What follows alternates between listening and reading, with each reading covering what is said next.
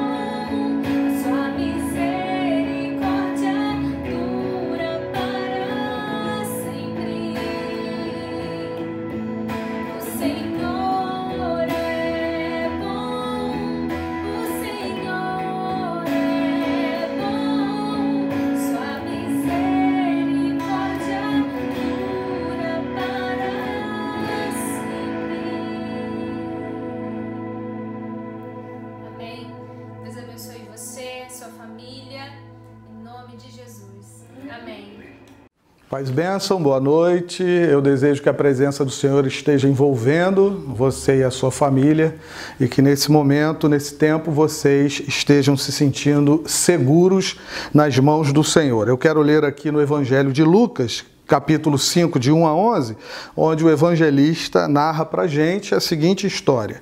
Certa vez, às margens do lago de Genezaré, quando a multidão se comprimia junto a Jesus para ouvir a palavra de Deus, ele viu 2 barcos junto à praia do lago. Os pescadores haviam desembarcado e estavam lavando as redes. Entrando ele num dos barcos, que era o de Simão, pediu-lhe que o afastasse um pouco da terra e, sentando-se do barco, ensinava as multidões. Quando acabou de falar, disse a Simão: vai mais para dentro do lago e lançai as vossas redes para a pesca. Simão disse: mestre, trabalhamos a noite toda e nada pescamos, mas por causa da tua palavra lançarei as redes. Feito isso, apanharam uma grande quantidade de peixes, tantos que as redes começaram a se romper. Acenaram então aos companheiros que estavam no outro barco para virem ajudá-los. Eles foram e encheram ambos os barcos, tanto que quase iam a pique. Ao ver isso, Simão Pedro prostrou-se aos pés de Jesus, dizendo: afasta-te de mim, Senhor, porque sou um homem pecador. Pois com a pesca que haviam feito, a admiração tomara conta dele e de todos os que o acompanhavam, bem como de Tiago e João, filhos de Zebedeu, que eram sócios de Simão. Jesus disse a Simão: não temas, de agora em diante serás pescador de homens. E depois de levar os barcos para a terra, eles deixaram tudo e o seguiram. Amém. Geralmente nós achamos que os caminhos por onde nós estamos andando são caminhos completamente seguros. Acreditamos que os planos que fizemos, eles vão funcionar exatamente como nós os projetamos e esperamos, portanto, que eles funcionem. Nós esperamos que as coisas à nossa volta deem certo o tempo todo.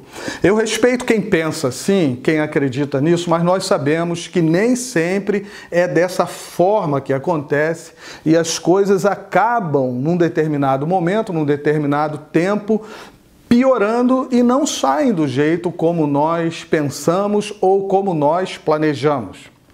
Acredito que nesse momento o melhor a fazer é refletir e voltar atrás, exatamente para o lugar onde o fracasso aconteceu, onde tudo começou a não funcionar do jeito que a gente esperava que acontecesse.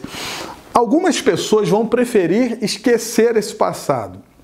Algumas pessoas vão preferir se afastar desse tempo onde as coisas não deram certo, onde aconteceu o desgaste, o cansaço, o estresse, o desentendimento e não voltar mais a tocar nesse assunto. Mas o melhor, repito, é sempre voltar atrás e procurar aprender com os erros, com os deslizes, com o fracasso onde ele aconteceu. Vejam, por exemplo, o caso de Simão. Quem poderia imaginar que naquele momento, onde Pedro havia fracassado em relação à pescaria que tinha feito a noite toda, Pedro se transformaria, começaria o seu processo para se tornar um dos maiores líderes da Igreja de Jesus. Quem poderia imaginar que naquele momento, naquele tempo do fracasso, as coisas iam mudar na vida de Pedro e ele se tornaria em um dos maiores referenciais que nós temos, que nós conhecemos em termos do cristianismo? Pois é. Geralmente, se nós estivéssemos ali naquela ocasião, nós também não iríamos imaginar que isso aconteceria na vida de Pedro e dos seus amigos, dos seus sócios que estavam com ele ali naquele momento. Quando Jesus aborda Pedro, quando Jesus se aproxima de Pedro, ele está diante de um homem frágil, de um homem cansado, de um homem que havia trabalhado a noite toda e não tinha alcançado o seu objetivo junto com os seus amigos.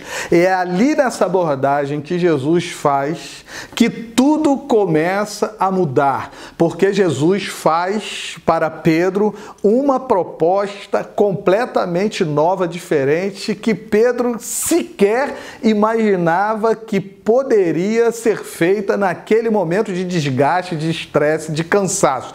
Mas Jesus faz essa proposta. Jesus vai dizer a Pedro: vamos voltar para o ponto onde tudo começou. Vamos para dentro do lago, no lugar onde vocês colocaram as redes, procuraram pescar com toda a experiência que vocês têm, mas vocês não tiveram êxito. A pescaria de vocês não teve sucesso. Vamos voltar para este momento, para aquele lugar, e vamos fazer isso agora, porque eu estou ordenando que vocês voltem atrás, que vocês voltem ao ponto de partida, que vocês voltem para o lugar onde tudo começou.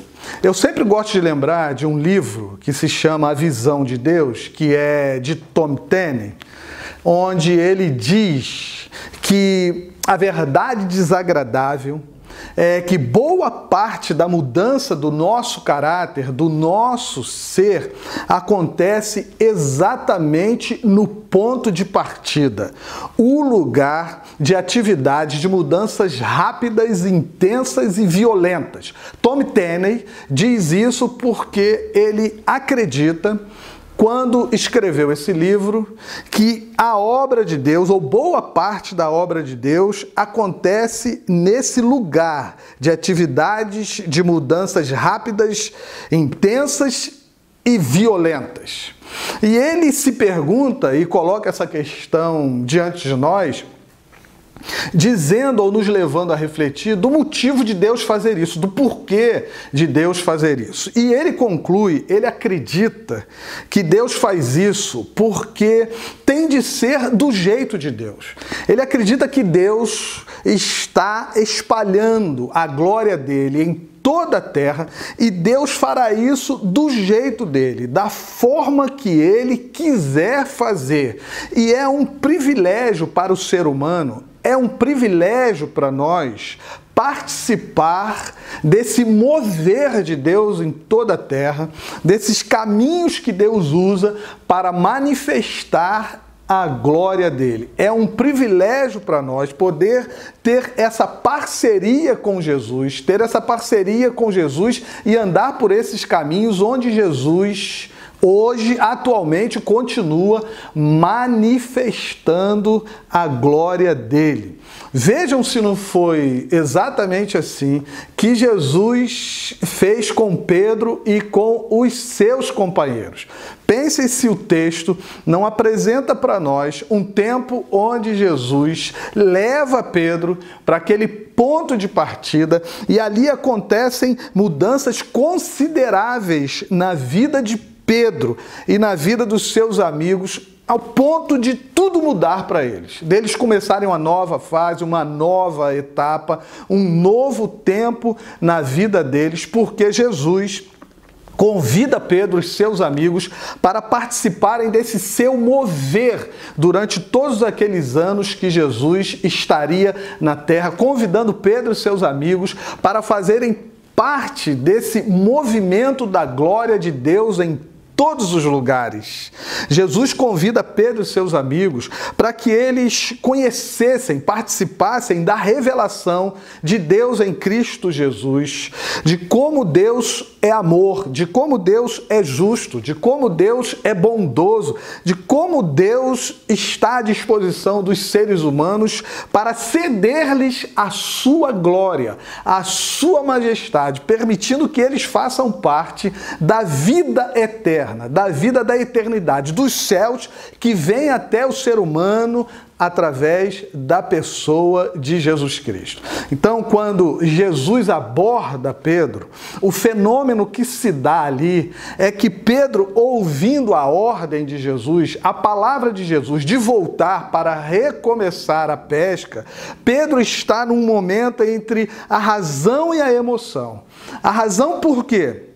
Porque Pedro é pescador experiente. Ele conhece as redes, ele conhece o mar, ele conhece os ventos e ele conhece o movimento dos peixes naquele mar, no mar onde Jesus o convida para voltar a pescar. A emoção, porque se você considerar o texto, você vai ver que Lucas coloca a cura da sogra de Pedro antes desse momento, mostrando que Pedro teve um envolvimento direto com Jesus, participando ali daquele milagre que Jesus fez na vida da sua sogra. Então Pedro está diante de um misto de razão, a partir da sua experiência, e de emoção, porque no fundo, ele tem um sentimento de gratidão por Jesus ter alcançado a sua sogra com o poder maravilhoso da glória de Deus. E aí Pedro, nesse momento de razão e emoção,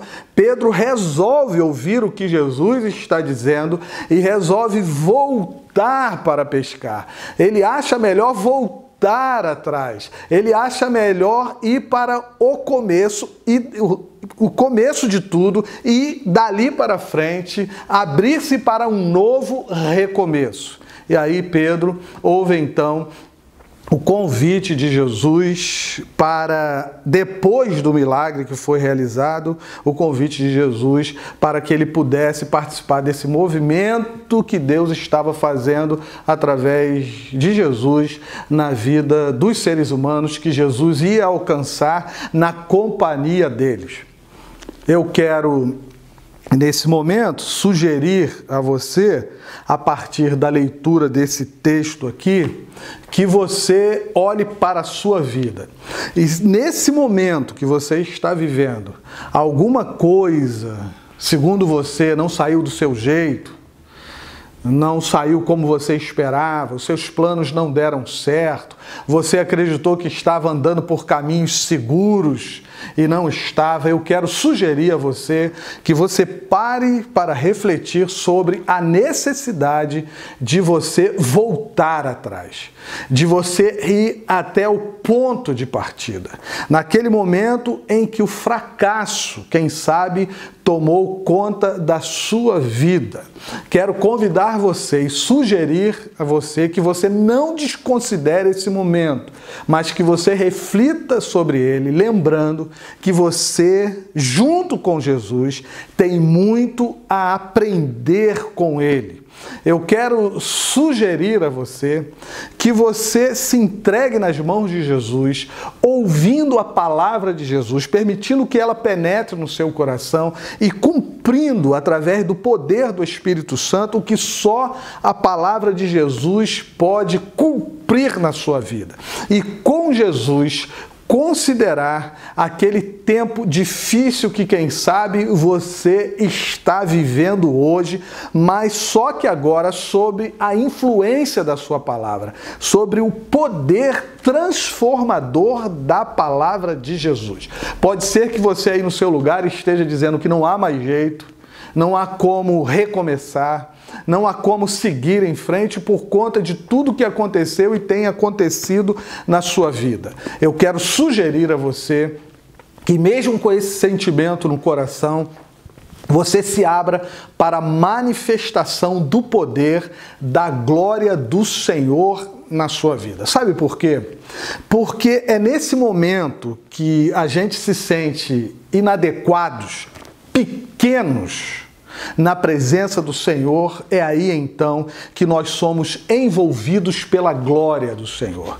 É nesse momento que nós estamos quebrantados na presença do Senhor, humildes, de joelhos na presença do Senhor, é que a glória do Senhor nos envolve e nos convida a que nos ergamos do ponto onde nós paramos para recomeçar, só que dessa vez tomados, envolvidos pela glória de Jesus. Repito, é nesse tempo onde nós nos sentimos inadequados que Deus age de forma poderosa na nossa vida, percebendo que nós entendemos que nós somos inadequados, nós somos pequenos, nós somos frágeis, nós nos desgastamos, nós nos cansamos. É nesse momento que Deus deseja nos usar para que nós sejamos caminhos da manifestação da glória dele. Vejam o que acontece com Pedro. A Bíblia diz que Pedro, tomado de temor, ele reconhece que é pecador e que o lugar dele é estar distanciado da glória de Deus. Isso Pedro pensa, prostrado aos pés de Jesus. Só que Jesus compreende, Jesus toma a decisão de, nesse momento onde Pedro está se sentindo inadequado, convidar Pedro para que ele fosse um caminho por onde a glória de Deus fosse passar e alcançar a vida de outras pessoas. Então eu quero sugerir que você também, uma forma humilde na presença de Deus, se sentindo inadequado, quem sabe, frágil, incapaz, você diga para Jesus que você deseja que a glória do Senhor envolva a sua vida de tal forma que gere mudanças em você, que apresente a você uma nova vida completamente transformada pelo Senhor. Eu desejo que você, nesse momento, você aceite o convite de Jesus para ser esse instrumento poderoso, essencial, necessário para a manifestação da glória do Senhor, do poder de Deus na sua vida. E aí, a partir desse momento que você aceitar o convite de Jesus, que onde você estiver, por onde você andar, onde você for, que em nome de Jesus a glória do Senhor abunde na sua vida e a glória do Senhor possa fluir da sua vida e alcançar as pessoas com as quais você se envolve, com as quais você tem a oportunidade de se envolver. E que neste tempo você seja um caminho para o amor de Deus circular, fluir através de você. Que a justiça de Deus, a graça de Deus, a misericórdia de Deus, a compaixão de Deus fluam através da sua vida e alcance a vida de outras pessoas, a fim de que elas se prostrem diante do Senhor, temendo o nome do Senhor e também se transformem nesse instrumento por onde a glória do Senhor vai se manifestar no mundo, vai se manifestar nos lugares onde essas pessoas estarão. Que em nome de Jesus você não abandone, não se afaste do momento onde as coisas começaram a complicar na sua vida. Não, não faça isso. Chame Jesus, convide Jesus para estar com você exatamente nesse lugar do seu pensamento, da sua reflexão e permita que Jesus abençoe a sua vida com a palavra poderosa dele, mudando a sua vida, permitindo que você recomece dessa vez com a vocação de ser um caminho por onde a glória de Deus vai passar para abençoar a vida de outras pessoas. É isso que eu desejo em nome de Jesus na sua vida. Pai, muito obrigado por esse tempo que nós percebemos que o Senhor não nos abandona, o Senhor não se afasta de nós e mesmo percebendo nosso cansaço, nosso desânimo, a nossa fragilidade, o Senhor libera uma palavra poderosa sobre a nossa vida que marca o recomeço. Marca a nova fase onde nós, mesmo frágeis, pequenos na presença do Senhor, nos transformamos, Senhor, num caminho para a manifestação da Tua glória. Muito obrigado por essa oportunidade que nós temos diante do Senhor. Muito obrigado por esse privilégio que nós temos de caminhar com o Senhor e sermos esse instrumento da manifestação da glória do Senhor na vida de outras pessoas, seja qual for o tempo que elas estejam vivendo. Nós oramos assim, em nome de Jesus. Amém.